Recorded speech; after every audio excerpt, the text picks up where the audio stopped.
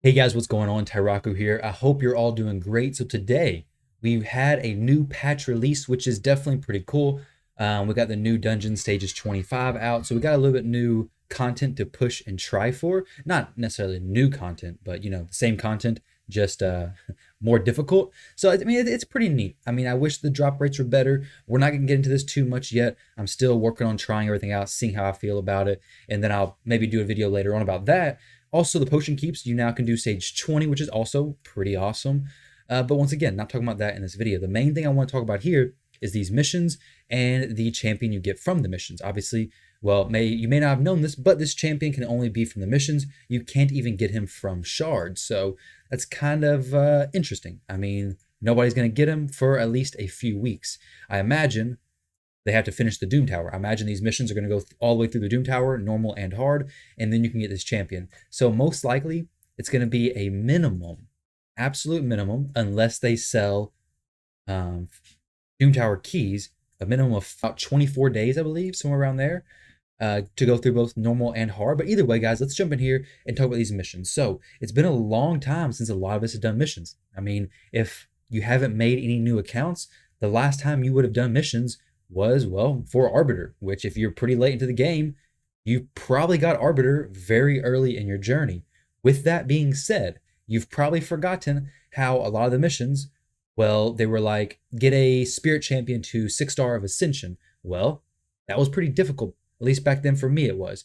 Because what would happen is I would get there, and if I didn't know about it at the time, so when I get to that point, I would have to level up a 6-star champion of Spirit Affinity and then ascend them. So it kind of made me get stuck on my progression a little bit. So assuming you guys want to progress through this as quickly as possible and get this guy as soon as possible, I'm going to go through here and look at these missions to see if there's anything specifically you want to keep an eye out for. And if you are not to this part yet, I want to make sure I'm keeping up every day with these missions the best I can. So hopefully as soon as I can open up the next tier of them, I can go ahead and give you guys a little bit of a foresight, I guess, into what is coming. So you know, hey, this is what I need to prepare for, because I don't want to get caught off guard with any of these missions and having not prepared, get to them, and then be stuck for a week or so just because you can't do these missions. I seen one today that was like, unlock a tier 6 mastery for 10 champions, I thought. So I want to go through here and see what's going on there. And then we'll talk about this champion right after that. So if you guys are enjoying this kind of content, definitely don't forget to leave a like, leave a comment, and subscribe to the channel if you haven't already. So this event won 10,000 points. Oh, another thing is apparently these are bugged and glitched for some people. I've seen some people who had all their faction wars completed. They have Lydia, but these faction war missions are not actually complete. Well, if the faction is not complete and the faction is not unlocked, you have to wait X amount of days, whatever the faction says, before you can even do that. So there may be a bug, or there definitely is a bug. So if you're seeing these missions and like, why is this not complete for me? But you've definitely done stage 14 of whatever faction it is, then maybe submit a ticket. Hopefully they get this fixed, because it's going to push some people back who shouldn't be as far as the progression goes. But a lot of these, as you notice, they are retroactive, which is pretty cool. Now, the event's not going to be a problem. Craft, not going to be a problem. Tag Team Arena. Now, while unlocking is not going to be an issue, we do have some down the road that you definitely want to make sure you unlock.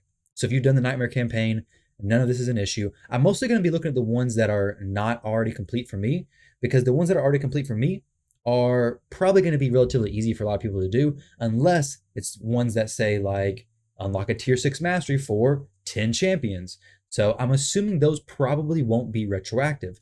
And if not, I got some ideas, and I got a few workarounds you guys can do for each one of these missions that could possibly stick you. So this one is what it is, using glyphs, crafting artifacts, faction wars again, beat the Doom Tower. So a lot of people are going to be starting with normal this rotation at first, because the first set of them was beat the Doom Tower on floor 10. This one's floor 20.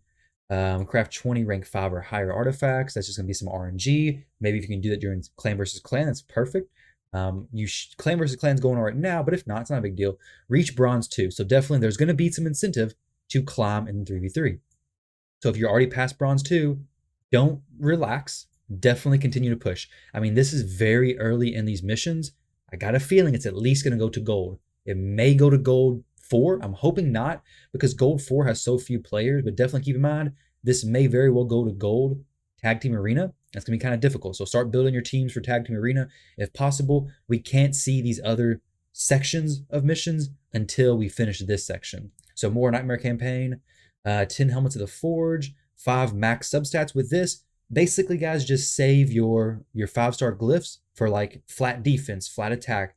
Don't spend a ton of them. I mean, you get quite a bit of those. I have a ton of them right now, but use those on a 5-star piece of gear and you can get the max substat roll. If you use those on a 6-star piece of gear, you cannot get the max substat roll because the max substat roll for a 6-star piece of gear would be from a 6-star glyph. So keep that in mind. Fuse Rosin, if you haven't done that already, definitely get to work on that. Rosin's the champion where you should have already fused him, to be honest.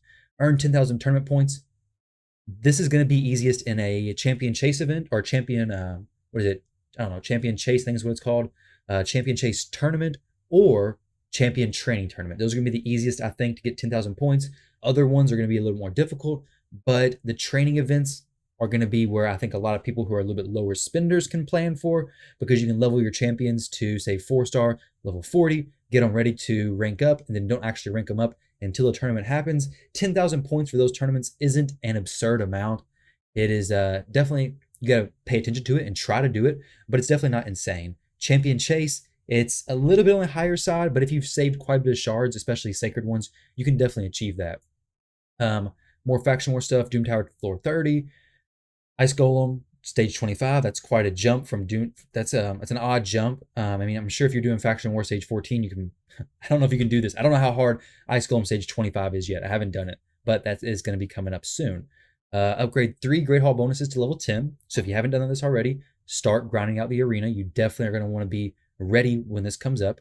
We got Faction Wars, beat the Doom Tower on floor 40.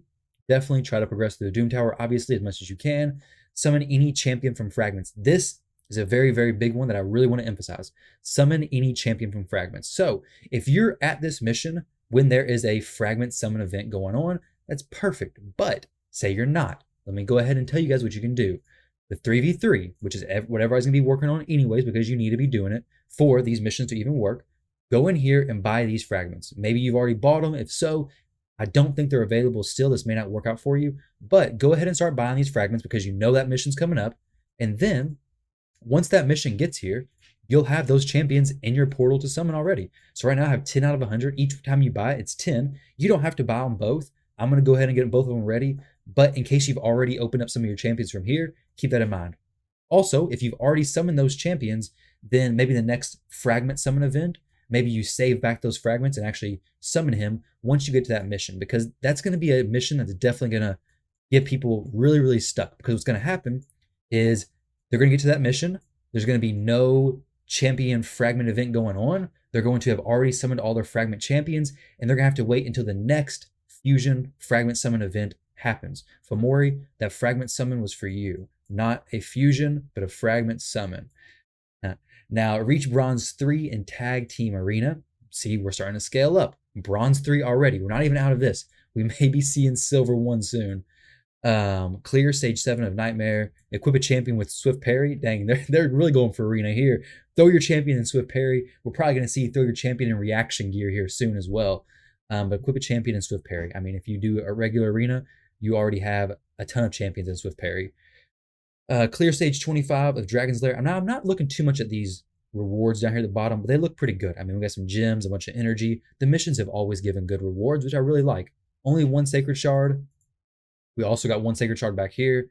We'd like to be 2, but let's not be greedy. We got more missions, so that's awesome. Free stuff is the best stuff. Use 30 glyphs to upgrade artifact or accessory substats.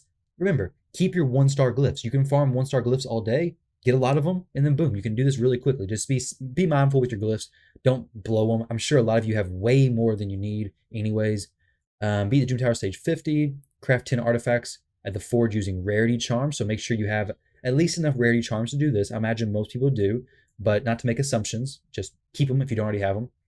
Earn 3 stars of Nightmares. Fire Knight stage 25. So start working to stage 25. It's kind of weird, honestly. I mean, they have no do stage 20, do stage 21. I mean, obviously 20, we've already done that, but no stage 21, no stage 23, nothing like that. I kind of would have thought they would have done a incremental progression, but instead they just said, hey, do stage 25, do it 10 times on auto. That's interesting because, as if you may recall, back whenever we first gone through the missions, it was do stage 10 times on auto, do stage 15, so on and so forth, up until stage 20. So this is interesting. A lot of players won't have problems with this, but the players who are going straight from Arbiter into these missions, they may have a big problem with this. Sorry if you hear my son screaming in the background. It is his actual birthday today, and I guess he's excited. 1 second. All right, so this one says craft 10 artifacts at the forge using HP charms. So save your HP charms. Equip a champion with a deflection set. This one's another one you should pay attention to. A lot of people sell a deflection set. So if you have core hammers, you may want to start forging at least enough deflection pieces to actually craft a set. I don't actually have that. I'm going to have to start working on that. So just keep enough core hammers where you can do this if it's needed. Earn 15,000 points in events. This is another thing. Start preparing for that. Start saving, maybe upgrading your pieces of gear to say 14 or 15, stopping them before 16. And then once this event comes, or once this mission comes, upgrade those pieces from 15 to 16. Obviously, you need an artifact enhancement event started at that point. And then once you do that little upgrade, you'll get like 300 points or so. So definitely keep that in mind. Save your stuff for this. You want to make sure you don't get caught. I mean, it's not the end of the world because it's not gonna end. Like if you don't get it within a day, it's not gonna end. The tournament one may. I don't know if the tournament one's going to be per tournament or it's just going to be just one tournament. Who knows? I don't really know. We'll find out soon enough, though. Beat Doom Tower on stage 60. Get 10 max substats for rank 5 or higher glyphs. Now, I'm worried that these are going to be get blank max substats for 6-star, rank 6 or higher glyphs eventually. I'm really hoping not. That's going to be difficult to do. 6-star glyphs seem to never drop. This one's going to be difficult enough. So start saving your 5-star glyphs. If you haven't been already, you're going to definitely want them. Craft 10 weapons at the forge using charms, not a big deal. Reach bronze 4 in Tag Team Arena. See, here we go. We're starting to climb even more. I wish they had numbers so we could see how deep we were into this, but I got a feeling we're going to be seeing gold, guys. We're going to be seeing gold in the arena. I don't really see a way we wouldn't when they're already at bronze 4. So this is the same thing. That's already been done. Clear stage 20 of the Spirit Keep. 10 times on auto. They're just jumping straight to stage 20, not even going through stage 16, 17, 18, or 19. Exchange 15,000 gold bars at the bazaar. Well, by the time you've hit these ranks in the bronze, you've done this. Now, this is not retroactive, so make sure you're saving back some of your gold bars because you want to make sure you can actually do this once you get to this point. I know some players have more than enough gold bars, while some players don't have very much at all. Craft 10 shields. It is what it is, using shield charms. 70th floor on Doom Tower. There we go. Silver 1 in the Tag Team Arena. More Nightmare stuff. Clear stage 20 of Magic Keep. Defeat 500 champions in Tag Team Arena offense. That is quite a few teams. What does each team have? 4. Oh, well, depends. I mean, if you're doing it during the week. So if you're doing the like during the week, if you set your one-person defense, each person's going to have just one person on their defense. So whenever you attack them, it's just going to be 3 people you've defeated to win that entire match. This could take a while. Especially if you do full teams. I mean, it's going to happen eventually. This one's going to be a difficult one to just bust out. What is that? So 500 divided by 3 is you basically need to do 167 matches. 167 matches is quite a bit of matches for Tag Team Arena especially. So now obviously if they have a full team, you're looking at 12 people. So 500 divided by 12 is 41 matches. That's if they have a full team, full defense, you attack into them. So it just depends. Are you attacking one-person defenses, or are you attacking full teams of 4 people per each one of their teams, and there'll be 3 teams total each time you attack. So that could take a while, or it could be super fast. Super fast, it would probably take at least a few days. Craft 10 boots at the forge. Okay, same thing, not a big deal. More faction war stuff, so I would imagine most people are progressing through faction wars pretty well, especially if you already have Arbiter. You're probably getting to stage 14 on most of these crypts. Beat the Doom Tower, stage 4, floor 40 or floor 80.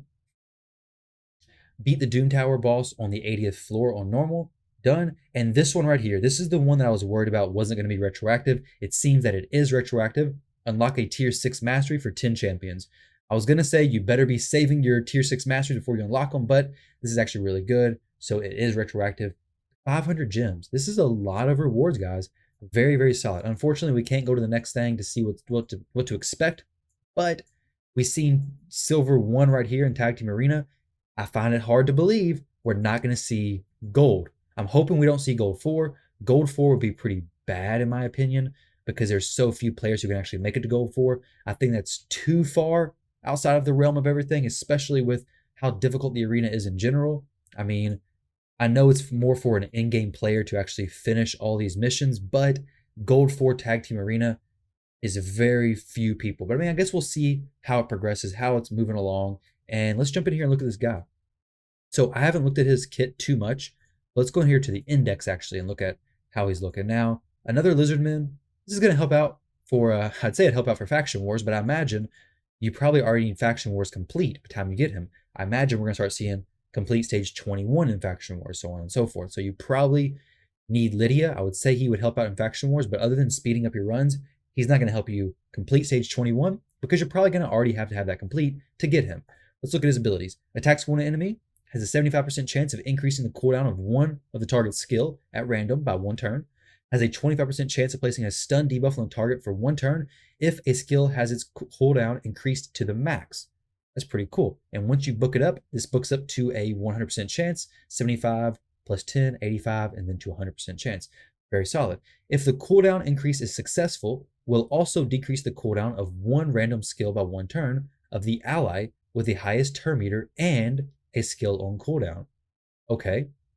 Now, I would assume, okay, would decrease the cooldown of one random skill on an ally. Okay, that's actually really cool. So he increases the cooldown of an enemy, and then he decreases the cooldown of an ally with the highest turn meter. Very cool on an A1 ability. I mean, especially if this is activating with like counterattacks, ally attacks, there's going to be a lot of interesting synergies and interesting combinations you can make with this guy for sure. I mean, he's a Void champion as well. That's awesome. I'm looking forward to trying this guy out.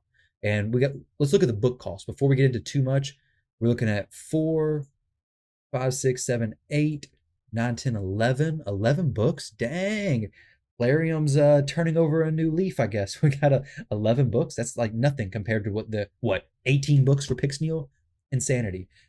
So his A2 ability, 3-turn cooldown, attacks one enemy 4 times. The first hit has a 75% chance of placing a 60% decreased defense for 2 turns. The second hit has a 75% chance of placing a 25% weaken for 2 turns. The third hit, 75% chance of placing a 30% decreased speed for 2 turns. The fourth hit has a 75% chance of placing a block buffs debuff for 2 turns. Also has a 75% chance of placing a true fear debuff on all enemies for 1 turn if the target has 4 or more debuffs after the attack. So they're all 75% chance, and guess what? We have 100% chance from the books. So if you're going to be getting this guy soon, definitely have your books saved up. You want to have enough books for all this to work because this is really cool. I mean, he places decreased defense, he places weaken, decreased speed, block buffs, and a true fear on everybody. Very, very good kit. Run him right after a champion who's going to strip the enemy team, maybe a Madame Ceres. Run him right afterwards. If you're running in the arena, if you're running just in regular content, this is even easier. Just make sure his accuracy is high enough and you're applying a ton of debuffs. Really good to single out people and knock them down and then have a good crowd control effect on everybody else. Just make sure the accuracy is good and he's solid. So his A3 ability has a cooldown reduction, so we can get this down to 3-turn cooldown.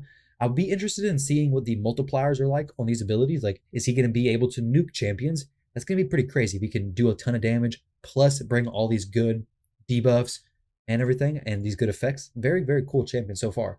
Attacks all enemies, has an 80% chance of removing all buffs from all enemies before attacking. Okay, so he is your stripper, basically.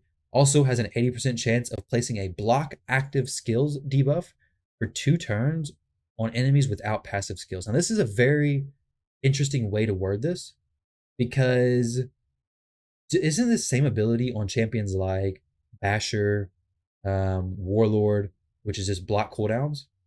It's interesting. Also, has an 80% chance of placing a block passive skills debuff for 2 turns on enemies with passive skills. This is very cool. So when booked up, 100% chance. Now, I got a feeling this champion is not going to be, if he can do damage, this is just making assumptions. Obviously, it's all speculation. We don't really know how he's going to perform, but he seems to need accuracy so much and have such a valuable kit around accuracy that you're probably not going to be able to build him for a ton of damage, or plus building the accuracy. You may have to pick and choose. And so far, it looks like his accuracy is probably going to be the way you want to go. Now, this block active skills, let me go see a champion like Basher real quick, because like I said, I'm pretty sure it's worded differently. Yeah, so I was just not looking around to see if there was a text that said block cooldowns, but I don't know if I'm just having like a Mandela effect or whatever happening, but I'm pretty sure this used to say block cooldowns for champions like Killian, right? So Killian up here, I thought Basher had it or Warlord, but they don't. But looking at Killian, his says block active skills. Could have swore that said block cooldowns. Let me know, guys. Did it say block cooldowns or am I just going crazy? Did it always say block active skills? But either way, we get the point. It may have been because they've added a new debuff called block passive skills. Maybe that's why they changed that to make it more clear and concise. But either way, very good abilities. Block passives, very cool. No other champion has this. There may be some champions coming out soon that do, but this is definitely cool, especially for champions when you're going against a Lydia. A lot of usability for this for sure. Now, his passive. Whenever an enemy places stun, sleep, freeze, fear, true fear, or provoke, so basically any crowd control effect, debuff on this champion will instantly fill this champion's turn meter by 30% and place a 30% increased speed buff and a shield buff on them for 2 turns. The shield buff is equal to 30% of this champion's max HP. So looking at his passive, solid passive. Now it's not going to get a ton of use if he's stunned, right?